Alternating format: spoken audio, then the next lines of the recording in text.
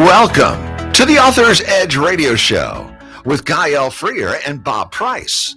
Now, their show airs nationwide on the My Genre Radio Network, Monday through Friday at 2 p.m. and 7 p.m. Each week on their show, they help authors create books that transform our lives and imaginations. Through radio excellence, they create a unique community resource, one that promotes, connects, and fosters a sense of well-being. Gael and Bob maintain a focus on sharing books, publishing, marketing, and writing solutions. They serve listeners by providing outlets for their creative skills and energies, and they help them flourish in the competitive marketplace. Their weekly show provides intros, writing spotlights, helps you in promoting your book, your writing, your publishing, your marketing tidbits, and much more. Okay, audience, here's Gael and Bob. Hi, Bob. Well, hello, Gael. How are you? I am just peachy. I just got back. Yeah, you did. Yeah, I got back from Europe. I spent 2 months out and about playing. Did you run into any Europeans? One or two. Oh, okay. One or two. Well, you've got family over there. I do have family over there. That is true. So I ran into a lot. We started with Reykjavik, Iceland. It was magical. It was beautiful. You know, I had a cousin that he and his wife, they live in New York City, and they went to Reykjavik for a vacation. I'm going, why would you go to Iceland? Because it's beautiful. Really? It has waterfalls, it has lakes, and the food. Oh my goodness. The hot chocolate. To die for. To die for. The food was excellent. The people were so friendly. Everybody speaks English. It's amazing. And then after that, Reykjavik? They do speak Reykjavik. Oh. But they also spoke English. Oh, okay. Actually, they start teaching English in about the 3rd grade. Really? Oh, yeah. They heaven forbid we do that to our kids. Oh, yeah. good Lord. We wouldn't want that to happen. No. But yeah, so then after we spent 5 days there, and then we went to London, and we spent 11 days there in Piccadilly. Oh, and guess Saw what? the circus? Yeah, we did. But we also, this is the coolest part. Okay. I was a teacher for 39 years. I taught English. You're not that old. Well, I'm getting there. I'm working on it. It's a progress. But here's the cool part. I taught Shakespeare. I taught Romeo and Juliet. I taught Julius Caesar. Okay, every year for 39 years or thereabouts. You're a lot older than I thought. Yeah, I know. But this is the cool part. We went to Stratford-on-Avon, and I sat. Wow. Wait. I sat in Shakespeare's classroom. Wow. Okay, now I tell you, I was on a high for 3 days. It was. Ralph couldn't get me down on the ground. Okay, because I was beside myself. I was so excited. He's got video. Well, it amazing. really was. It really was. And then after that, we also went to the Globe Theater. We did Titus and Andronicus, and we also saw Hamilton. Wow. Yeah. I'll tell you about my Paris part later. Because you know what? We have Doug Sykes with us today from Acclaim Press. Welcome, Doug. Well, thank you, Bob. And Doug Sykes has been in the book publishing industry for 33 years, focusing on nonfiction works, primarily in the fields of history, travel, photography, and sports. His publishing company, Acclaim Press, is based in Sikeston, Missouri, and has published more than 500 books all across America, with some of the most popular books in the world on Kentucky bourbon, but he did not bring samples, so I'm not sure if we're talking to him. Their books are enjoyed both domestically and abroad, and so is the Kentucky bourbon, enjoyed domestically and abroad. How's that? Wow. What inspired you to become a publisher, Doug? I think it was just fate. Fate? You had nothing else to do, so you thought you'd print a book. It really wasn't in the plans. It just did happen. So what was the plan? Well, I didn't have one. Searching for a plan. Searching for a plan. And it fell right on you. Yeah, Huh? here it was. Yeah, 33 years ago. and someday I hope to find an honest job. But till then, I'll just keep doing what I'm doing. I love it. I love it. But you didn't have any idea that you were going to do this? I mean, No, I did love books, so that was Uh-huh. a help. uh-huh. Obviously, I loved reading. Were you around printing at all, or No, I wasn't. no? Just- So how did you come up with this idea? Okay, this is baffling to me. Baffling, Well, I yes. didn't come up with the idea. They've been making books for a long time. Bada boom. Bada boom. Yeah, no, but how did I mean what I just bumped into it, and there was a was it a figurative bump into or literal? well, it was close. It was in the same room. I ran into a fellow that was in the publishing business, Oh. and he was. You stole his idea, No, huh? no, he invited me into it. He said, Wow. he said, you'd be good at this. You'd enjoy this. And I said, no, I don't think so. But he kept pursuing, and finally it had an appeal. And I said, well, we'll give it a try, and kind of fell in love with it. And next thing I knew, I'm still here. So what were you doing before that? Well, I've had a marketing background, so I come from Okay. that angle of things. So it was pretty easy, and that tends to be it is a major component of the publishing world. It's Right. more so than, or as much so as the literary aspect of it. Yeah, absolutely. So Absolutely. Here we are. All right. So what are some key skills and qualities that make for a successful publisher Well, that you possess? oh my. Well, I'll have to assume that role for a minute of a successful publisher, but I would say persistence is a good one, because you do have to overcome a lot of obstacles. Like? Well, just getting a project together many times. It's sort of like construction. It's not as bad as Herding cats? yeah, a little bit like herding cats, because a lot of the people you're working with need direction, and they have a lot of inspiration sometimes, but they don't know how to execute. And so you kind of got to point directions and keep them motivated while still moving at the same time, and moving towards something that'll actually produce a real destination. So that's one of the main qualities, I guess. You have to have a certain level of empathy, perhaps, to try to get into the mind of not only the creator aspect, but the mind of the consumer in the end. What do you think they're going to want? Because in the publishing world, it doesn't do any good to create something fantastic if nobody cares. And Absolutely. that's what we got to tap in. Absolutely. Do they care or not? How do you find that audience? Well, I don't a lot of times. It's always a struggle. Huh? Yeah, I think I'm wrong more than I'm right. But every now and then we hit something that they like, and it helps pay for all the futile efforts when they didn't like it. Okay. What trends do you see in the publishing industry currently? Well, it's always changing, and I'm sure it always has.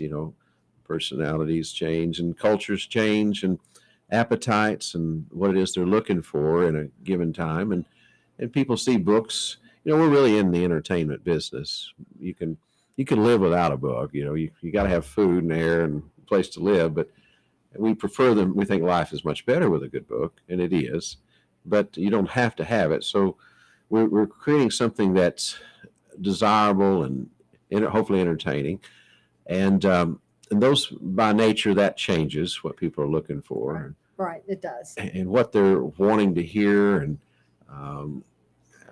how deep they want to go into subjects. What those subjects are change vastly. What are some of the subjects Well, of course, we that don't. you've seen changed over the years? One of the main fields that we do a lot of local history books too. One division of our company does local history, histories of cities and counties, and many of those are very rural counties. It's not necessarily urban areas at all. And something I've noticed in the last 30 years, one of the components of those books we do a lot of family histories in those. Mhm. People that live in that county writing about their background when their great grandpa moved to such and such county in 1820, and what kind of business they were in. And we give people a chance to participate from that local area.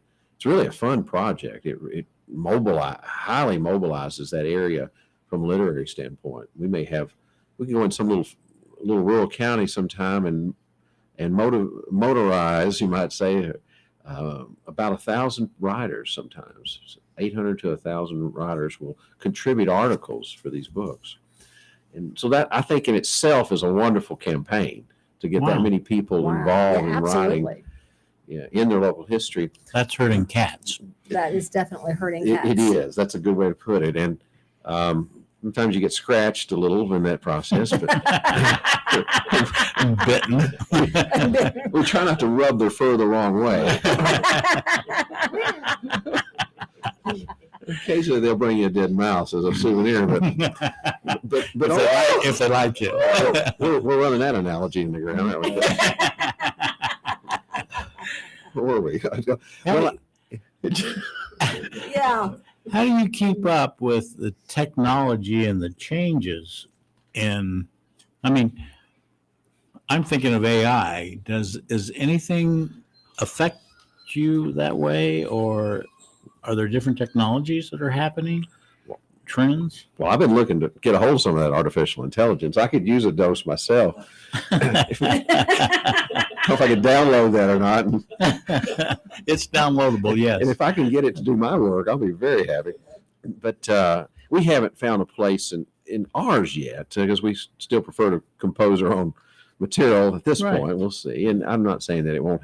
I've got some of my children and work in the internet business, and they've already been able to find applications for it in in composition of maybe press release style Mhm. articles and things like that are very fact based and don't require a whole lot of imagination. In fact, Creativity. yeah, creativity. That component of it's not necessary. In fact, that's one of the great changes I've seen in journalism specifically is that we don't have a whole lot of high quality content producers in some segments of it. It's too easy to write a press release now and find it on the front page of the newspaper untouched. And used to that was a no-no, but of course we take advantage of it. That vacuum, Right. we do take advantage of it, but it's still not something it concerns me on the back end of it. Yes. I as an English teacher for 39 years, yes, I understand only too well. Not a good trend. No, it is not a good trend. It's getting harder to read things. Those that look at like yourself with your vast experience in English language, to look at things in print can be quite painful sometimes today. Yeah, absolutely. I mean, okay. I correct my text messages so that they're grammatically correct. Okay. Mm-hmm. All right. I And I believe use- that. And I use complete sentences. Okay. Mm-hmm. You mean no initials like BC for because, or Is that what that means? That to me is a death penalty. Okay. I don't even want to hear it. It's like nails on a chalkboard. No, I don't use abbreviations like do you that. write out LOL? Yes. Was it- I don't even use LOL, honestly. I don't even use it. Okay. So, but I do correct my text messages. I will not. Nothing that I put out there will I. As a matter of fact, I have put stuff on Facebook and I've saw that I left a word out and I will go back and I will edit it to make sure I put the word back in. Good for you. Okay. So Yeah. that's how I understand. Yes. I just understand. What's your experience with digital publishing platforms? Are you doing any digital or offering any digital?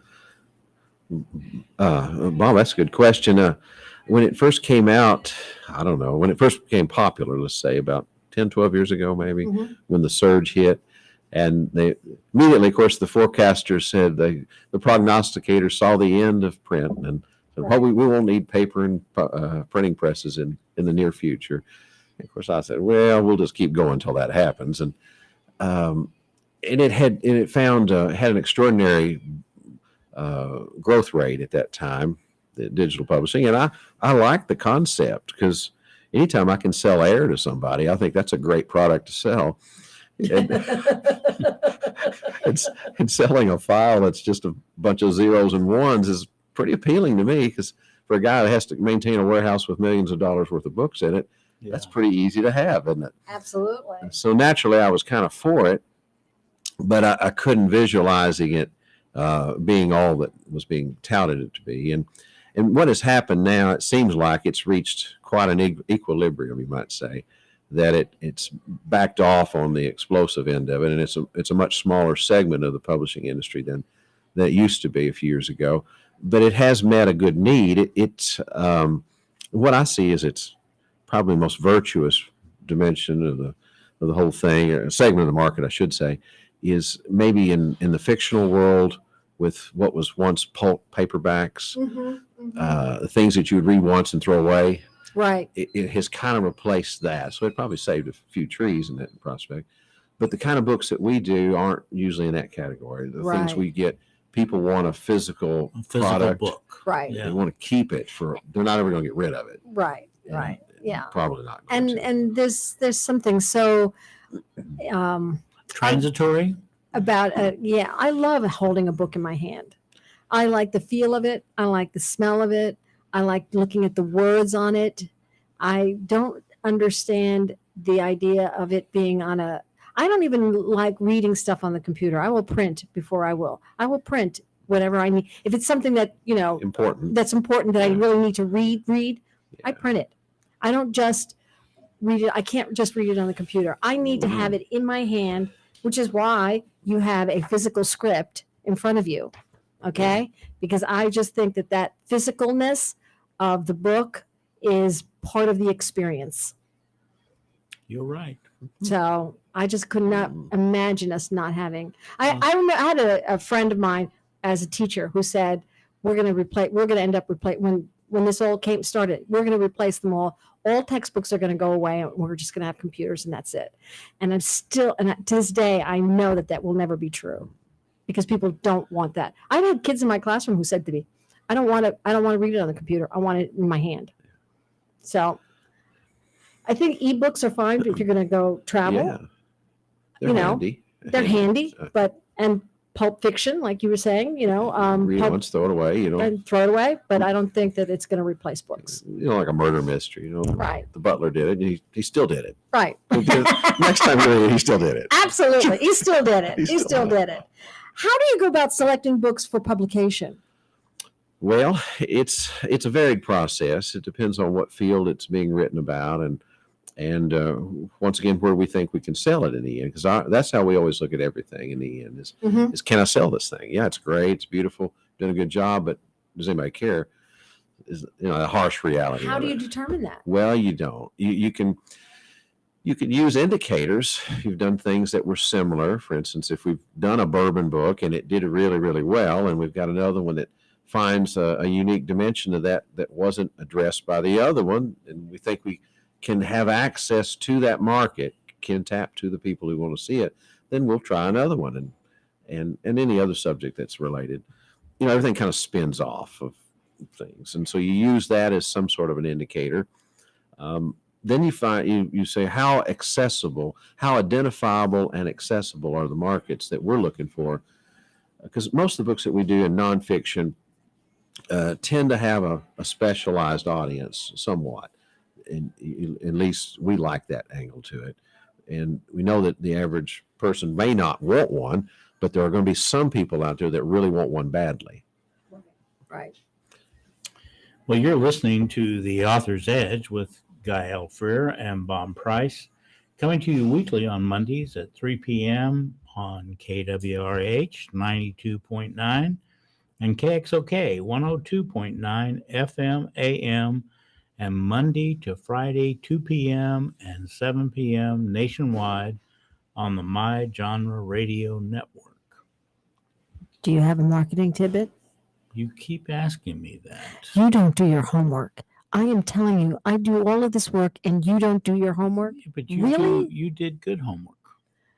But you're supposed to do your part of the homework too. Oh, Like a marketing tidbit would be helpful. you mean I got an F? I'll give you a D-. How's that? Huh. I will do that. See what you did? Yeah. Okay. All right, so So Your company slogan is Acclaim Press, your next book. No, it's your next great book. Ah, your next great book. You can't read either. What is with you? You're going to stay after class. On this, Bob. I can tell already. No recess for you.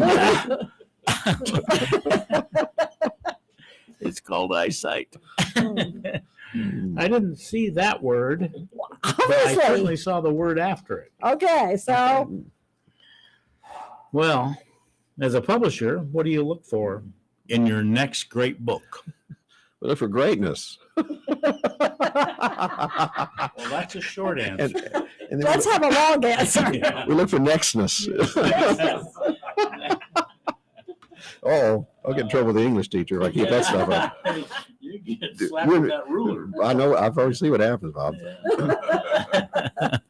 Oh, next great book. What was the question? Well, what makes a book successful for you? Right. Well, our idea, the slogan of your next great book implies that there's, we're always moving forward. You can't rest entirely on what you've done. You do great books. You have a nice backlist that continues to sell. And if you pick books that are not faddish, that have a, hopefully a long-term interest, you can sell books for. I'm still selling books we did in the 90s, because we pick things that people have a ongoing and enduring interest that don't necessarily change on a daily basis, And if you're writing about the Greek Peloponnesian War, it's still pretty well the same story it was 100 years ago. It hadn't changed that much. Maybe a few archaeological updates, but overall it's about the same. So some subjects tend to stay that way. We've done a lot of American Civil War books, for instance, and Well, that's we had she did fiction on American Civil War. Historical fiction. Yeah. So, we've That done a was few Barbara today. Sonhammer. Right. She did that. Well, those are great teaching tools. We like historical fiction. Haven't done a lot, but we've dabbled in it a little bit, and it can be a great instrument to get a lot of information across, depending on the writer's ability and their capacity to research and write authentically. Have you ever published a book you regret? Ooh, yes. I'm not going to mention them, but yes, I have. So how'd you handle that? Well, you just Suck it up. you just got to tough it out and write it off. Okay, what was it that made you regret it? Well, there's different things. One is that, sometimes we can get a little over enthusiastic about what we think the response will be on something. And say, oh, this is a sure hit. Mm-hmm. And there's no such thing. And then we just over optimistically go to press thinking we're going to need a substantial amount of these. And then the buying public doesn't necessarily agree with you. And so you have a vast collection of them in the warehouse, or you send them out to the stores and then they beat them up on the Barnes & Noble or bookstore shelves. Excuse me. And instead of paying the bill, they just send you a bunch of books back. Yeah. Oh, And so you go, ooh, I wish I hadn't done so many of those. right.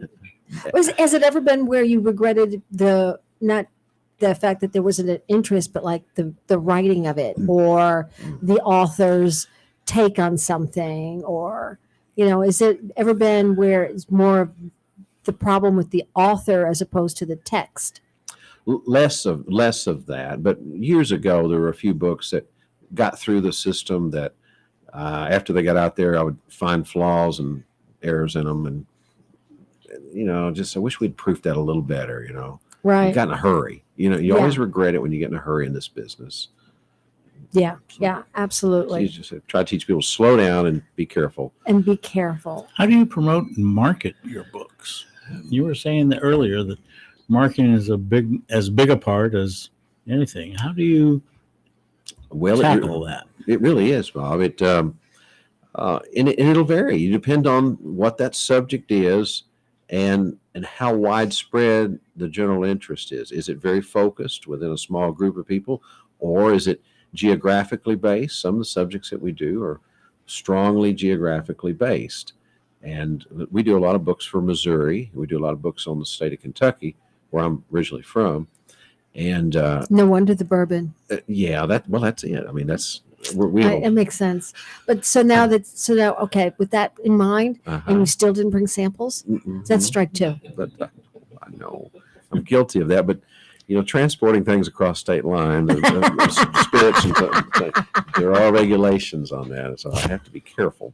But when it's geographically based, and you have to construct your marketing to find appeal that way, because we've done, for instance, you do a book on Kentucky, and then you go to try to sell it in Tennessee, nobody cares, Right. and vice versa. Right. Not only don't care, they don't even want to hear it. Right. Well, I think we're about to go to break. We're going to listen to some commercials. That sounds That's fun. what helps us. Stay alive. That's it. All right. Thank you for listening. We'll be right back.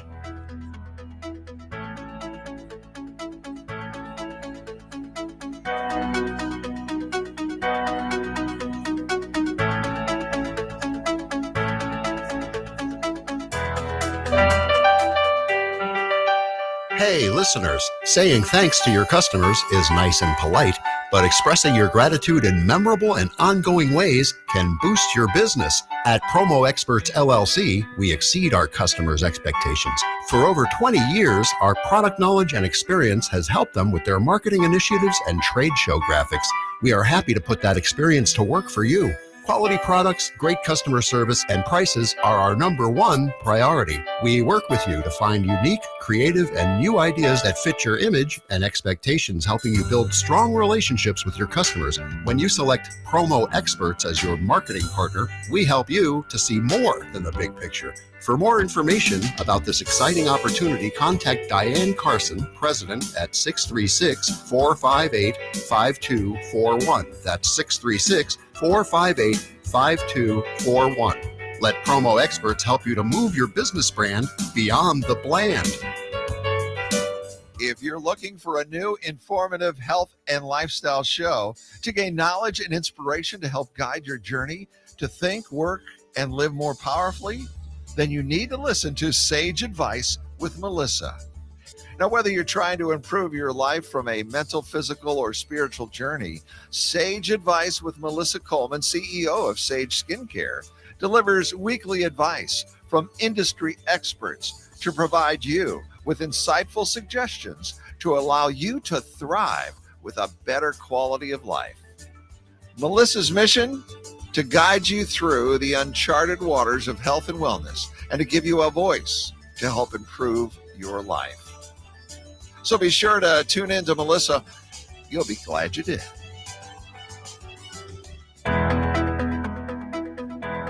Oh, you are listening to Gael Freer and Bob Price from Author's Edge, chatting with Doug Sykes about the publishing industry. So, how do you make sure that each book is high quality and meets your standards? Well, you have two different dimensions of that. One is the content. Mm-hmm. And from a content standpoint, you want it to be reviewed by people that know the difference if it's very specialized. And so we find editors and proofreaders that have a level of expertise that vary. And we try to get it in one of their hands. And when they go through it and work it and say, well, this doesn't make sense, or this is not accurate, needs to be researched again. And sometimes it's just errors or accidents, typographical errors and so forth. Sometimes the author was just wrong, and we'll send them back to correct it, because we don't want to perpetuate anything that's not accurate, of course. Because once it goes in print, then it unfortunately becomes a problem for the future to deal with. Absolutely. And so you create the content as accurate and of high quality as you can, make sure that it flows. And, you can't proof yourself. You always have to have somebody else. I get them all the time, that even with the highly credentialed in the English professors, and they'll turn stuff in and because they're reading what's in their head and not what's on the page. It's an amazing phenomenon. We all need somebody else's help in that area, no matter how good you think you are.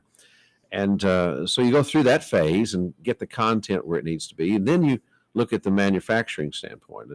How are we going to make this? Because books have a lot of variables, a lot of different formats, trim sizes, quality content, and we tend to lean on the high end, the finer qualities of ours. We don't have to, but we like to. I don't like getting books back because they fell apart or something. So we use old world processes. Like all our books almost are Smyth sewn, which is a technique that's ancient. We use a needle and thread to sew the book signatures together so they don't come apart. Individual pages can't be pulled out like some of the cheaper bindings. Right. And we use really good, acid-free archive quality paper that's, at least the manufacturers tell us, it'll last 200 years or more. And we put it in our guarantee that if it's not in good shape at that time, you can bring it back for a refund. I love it. As long as you got a receipt. And then I'll evaluate it. But so we just want the last. And a lot of our books end up in research libraries all over the country, and they get abused. They get really hit hard, used hard, and we never get books back for falling apart. Do you, speaking of libraries, do you promote or send to libraries or sell to libraries? Have a marketing strategy that gets you in libraries? We do work pretty hard to get in libraries, particularly in the states that have a relationship to that subject. Mm-hmm. They're a little difficult. They are more than I think they should be, really. Yeah, And it could be various reasons. Sometimes they're run on pretty tight budgets, Right. and if you catch them at a certain time of year, they're just struggling to get by, a lot of them, and then that's always a factor. And How do you find new authors?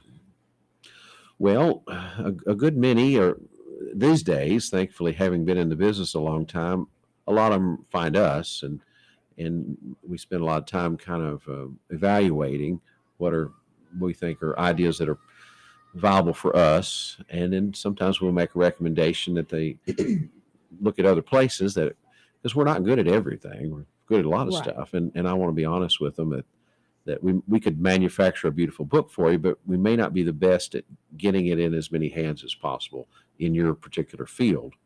Right. And I don't like admitting that, but I just try to do it to be straight with them and to say, well, you want to find, if you're looking for a publisher, try to find somebody that already is strong in the field that relates to your book. And you may feel like yours is completely unique and there's never been a book like it, but there's probably something pretty close to it that you could kind of, imagine having a relation to.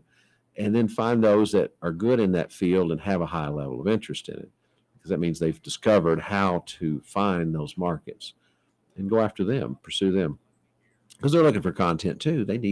You can't publish your next great book if you don't have somebody writing your next great book. True. Absolutely. Mm-hmm. Mm-hmm. Mm-hmm. We talked briefly about the marketing and promotion. What exactly, as a publisher, do you do for the marketing or promotion of the book? Bob, that's a good question, and it has a very varied answer depending on the title. You want to have many different avenues at your disposal, and you'll from everything from direct mail. Direct mail is still very effective if you have a really good target list to work with, and we like to work with organizations that already have a concerted interest. Say if you're doing a book on bourbon, there's organizations of people that are bourbon aficionados that already exist, and we kind of work with those sometimes as a joint program to reach that audience.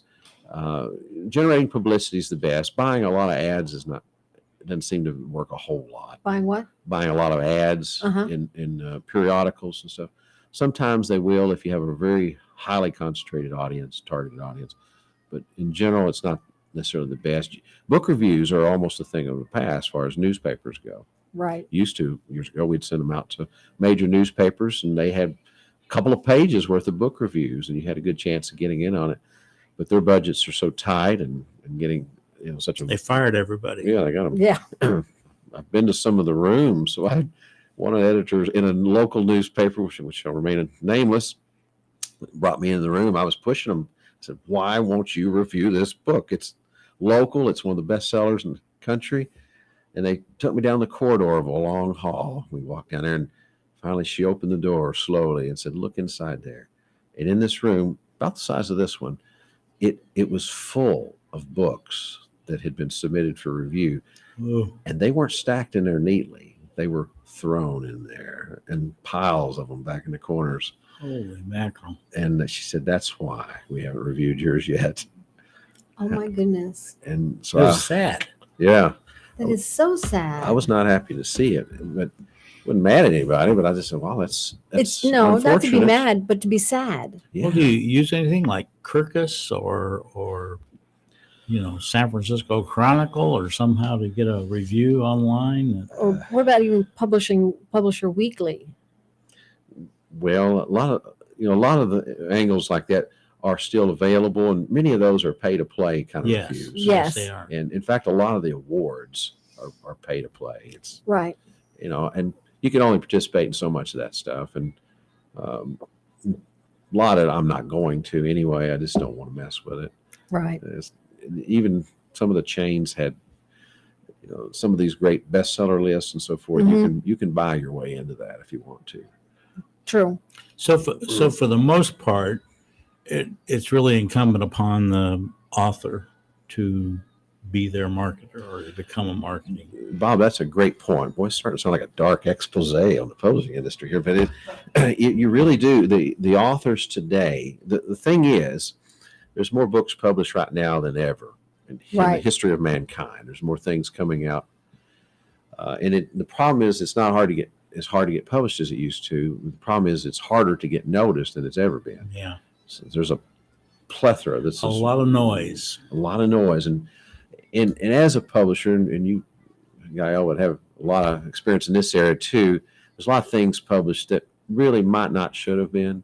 Absolutely. And that's a gentle way of putting it. It's a very gentle way of putting it. I've thought of really nicer, really much more interesting ways of putting it. But yes, you're right. And for me, that was tame, I guess. But so the filters are not all in place, and some angles that's nice. What they call the democratization of publishing, where more people can get involved with it and more ideas can get But out. we shouldn't be lowering our quality. That's the problem. We're lowering the quality. You can have a good book, but it has to be good. It has to, can't be Yeah. just anything that you want to put out there just for the sake of putting something out there. And that's kind of where we're at. That's unfortunate. I agree with you on that. And It so really sorting is. through all that stuff, the noise, as Bob said, makes it hard. It makes it hard on those when you really do have something noteworthy, Mhm. landmarks that groundbreaking. Mhm. It's hard to get noticed. So what do you look for in a manuscript? In other words, if a author came to you and submitted a manuscript, and I guess that's the normal step, do you do it online or do you you just prefer that they send a package to you, or what do you look for? Well, those two things, and of course, Bob, that's a real good question. I'm sure some of the listeners would have an interest in that. The most important thing is that it be written. It's very hard, and you'd be amazed how many people I get that says, "I'm going to write a book. Would you publish it for me?" And I'll say, "What's it about?" And they say, "Well, I haven't written it yet." And I said, "Well, I can't hardly publish it like that. You're going to have to take it to the next, a little further down the line. You might want to compose it You can first." put it on Kindle. So I guess I could just say, "Well, you've got an imaginary book. I'll give you an imaginary product." Right. And an imaginary price. Yeah. Yeah, put in that your credit works. card. Yeah, right. But let's assume for a minute that they have taken the time to write something and they want to submit it for review. You don't want to just send it in blindly if you can help it. It's always better to be invited to submit something. But far as whether it comes in digital or in a package, the old style, of course, was to print it up and Manuscript. Right. with a cover letter. And I would definitely encourage them to think beyond just, here's my glorious piece of literature, but think about who you need credential, who you are, and why you are an authority on that particular subject, and who you envision. Who is the reader? You've got to have somebody in mind that's going to be reading this The thing, audience. an audience, and how are we going to get to them? You got any clues how we're going to get to them? Some are very good. Some submissions we get, they understand that, and they know that we're going to be targeting somebody, and here's how you get to that, folks, to that group of people. Some have no idea at all. And that varies. But that doesn't keep us, just because they don't understand the marketing angle, it doesn't keep us from looking at it. And then we evaluate and see how much work's it going to need. And then you have a balancing act there. Right. Hey, great subject, but they're going to need a lot of work on this. And you say, is it worth it? Right. Is the subject worth it, or should we just throw it out and find another source? And sometimes we've had to do that.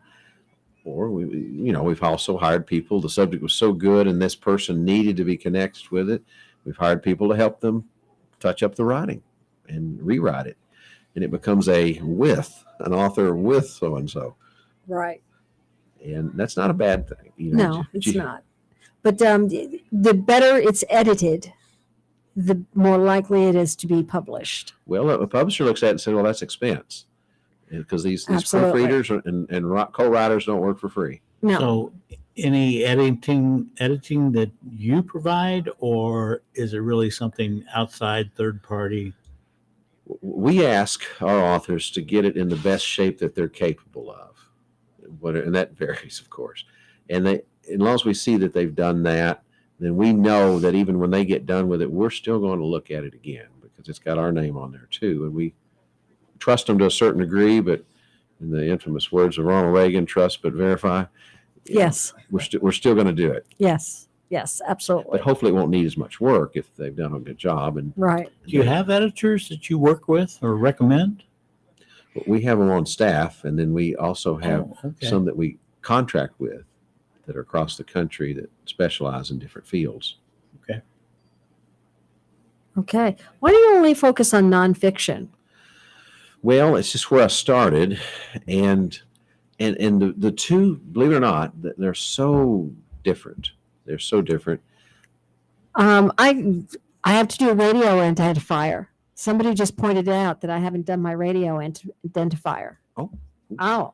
You are listening to The Author's Edge with Gael Freer and Bob Price, coming to you weekly on Mondays at 3 p.m. on KWRH 92.9 and KXOK 102.9 FM, and Monday to Friday, 2 p.m. and 7 p.m. nationwide on My Genre Radio Network.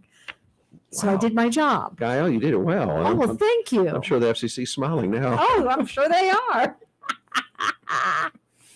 But getting back to the whole editing thing,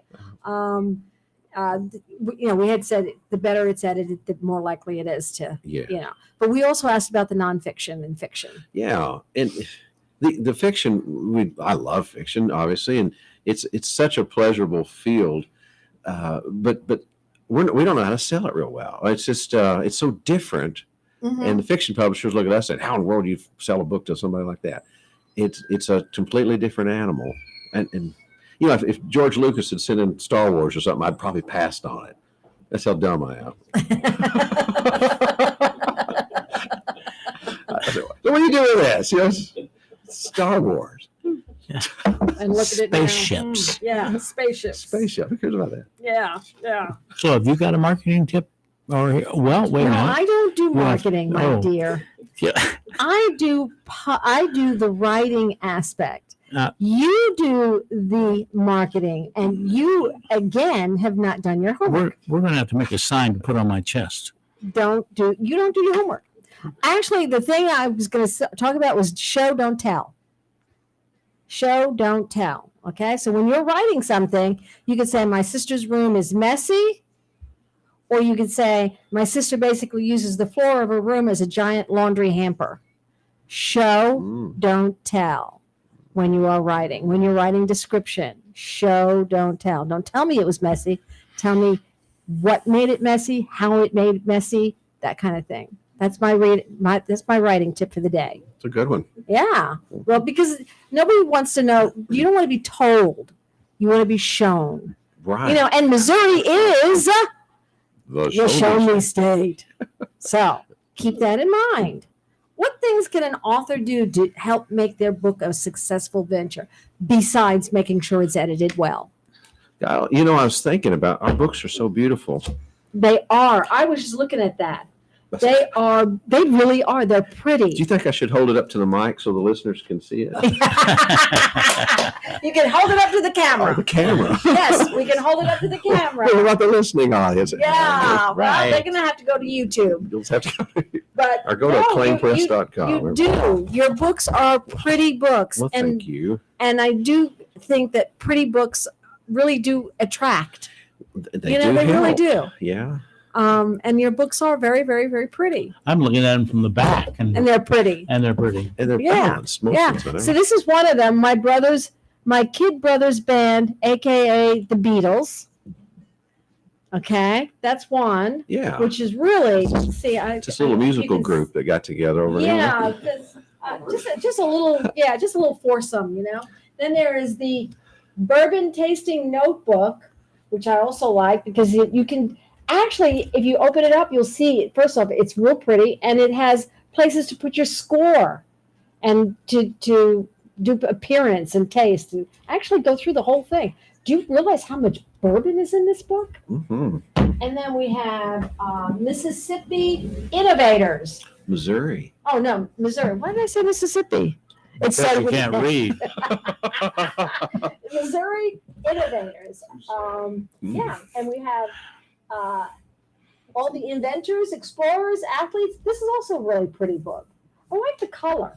Thank you. That's pretty good.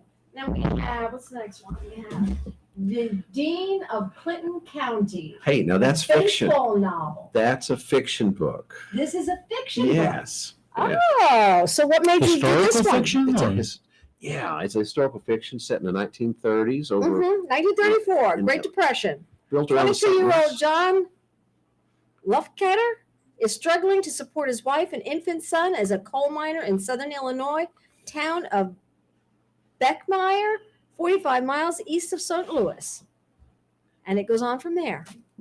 Yeah. And he ends And up- it's also very pretty. And you know what? It's So you green. do historical fiction. Okay. Yes. Who was it we had that was big in historical fiction? Testing your memory. We just had someone just this morning. No, this Barbara? morning, yes, Barbara, but St. Louis author. I'll have to think. And I'm not thinking. But you know, one of the things I do like is that you're color coordinated. Well, thank you. We try to. No, okay, this is about baseball, right? So it'll be outside, right? Mhm. So outside is green. Tend to be. See?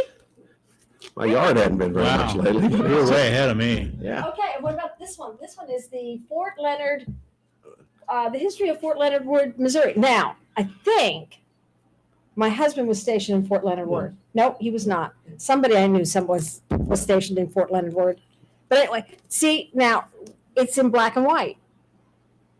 It works. It's really important that the image works with the content. You think so? It was a period of time. It only had black and white. I know, but they could have done. See, but they're looking at. Oh, look at this! Some of them we do in some of our photography books, obviously. Oh, look Glorious. at this. I Hold that up. okay, yeah, but I do want to say, look at this, guys. Open that up. I Florida bet that's Bay forever.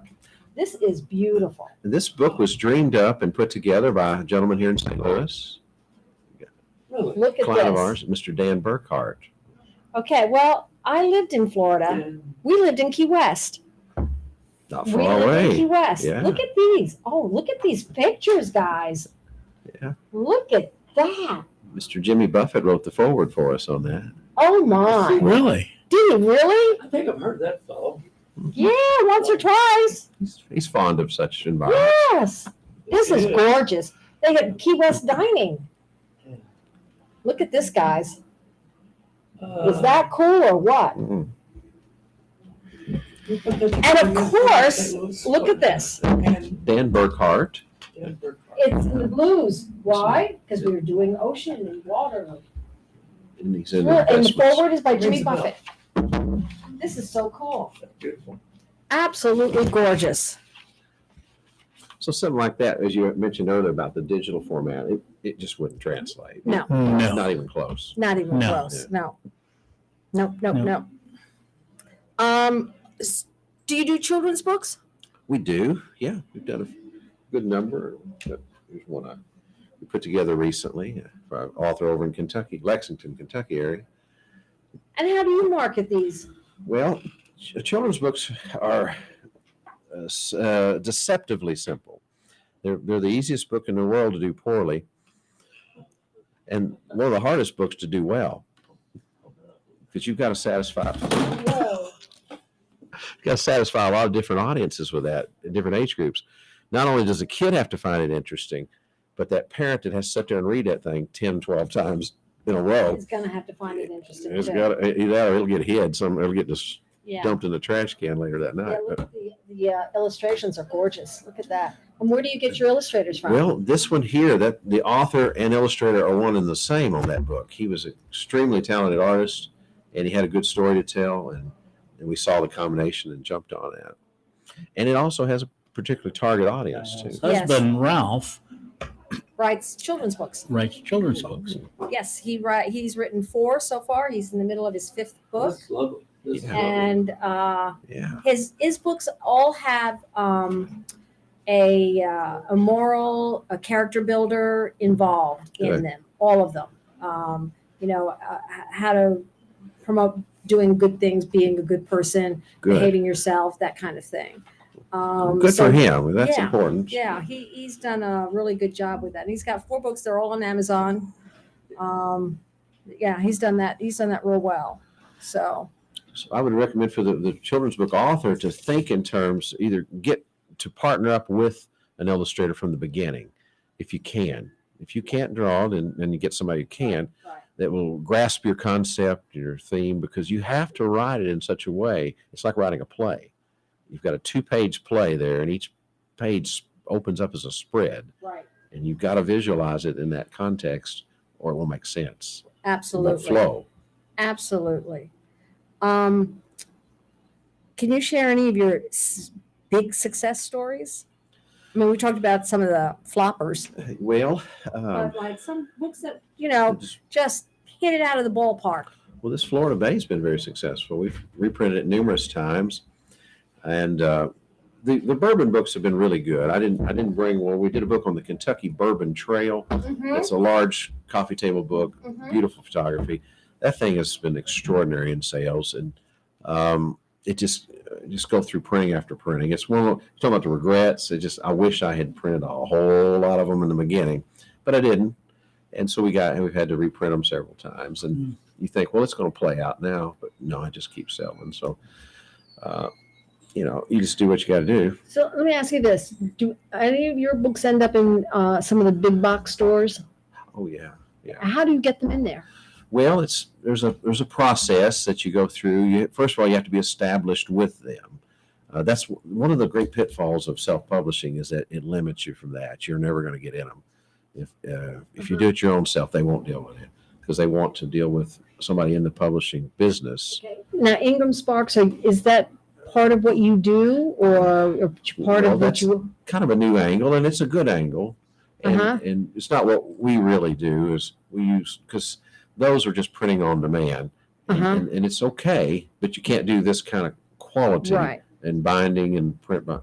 But it allows you to print one of them at a time if that's all you need. But that's also not very cost effective if you're going to sell a lot of books. Right. You're not going to make any money like that. So Right. it gets it into print. If that's the goal, if the goal is just to get it in print and give one to your relatives, then that's the best possible way to do it. Right. What do you see in the future of publishing?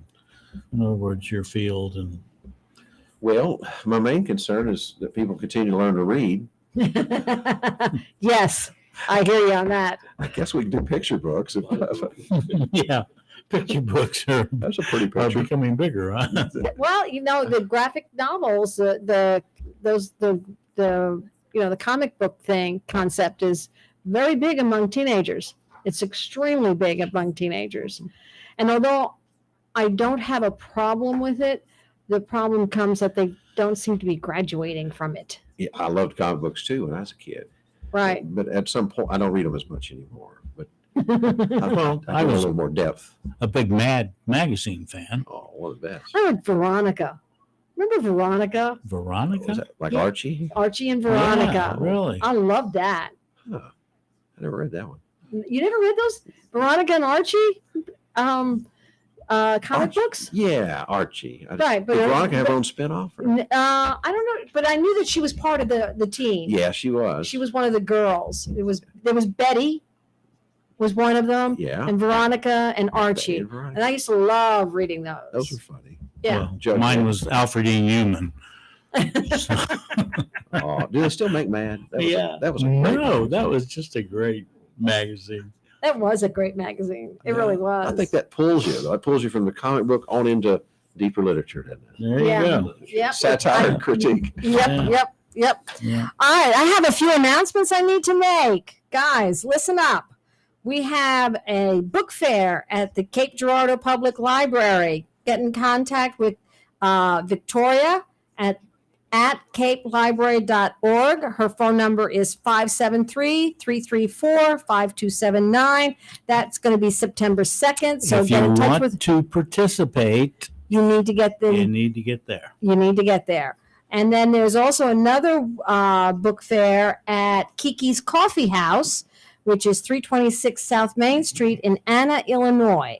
And that's on July 22nd. So if you're looking at doing any book tours or book fairs, those are the folks that you need to get a hold of. Oh, Oh, the other one. is the Spine Bookstore and Cafe. And early September, they are going to have a book fair. So you need to take a look at that. And then they also, on July 1st, they're going to have the Pro Peace Anti-Violence Cafe Book Fair. And their website is spinebookstorecafe.com. So take a look at that as well. It's just down the street off Arsenal. All right, In St. absolutely. Louis. Yeah, in St. Louis. And then we also have the Southeast Missouri Writers Guild meeting, which is June 24th in Cape Girardeau at the Public Library. Address is 711 Clark Street in Cape.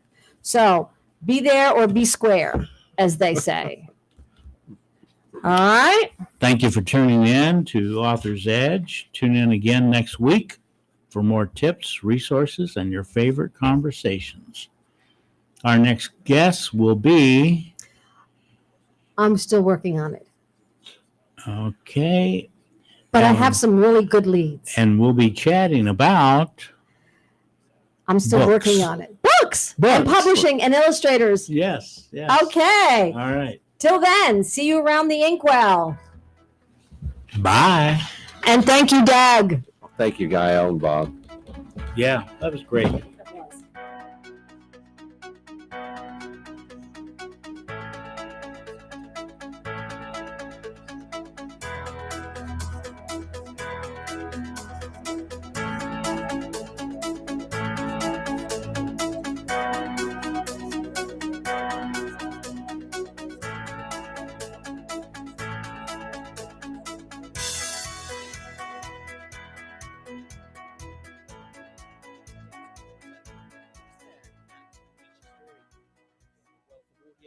Video stories from our global news bureaus on Facebook. You can find us there by following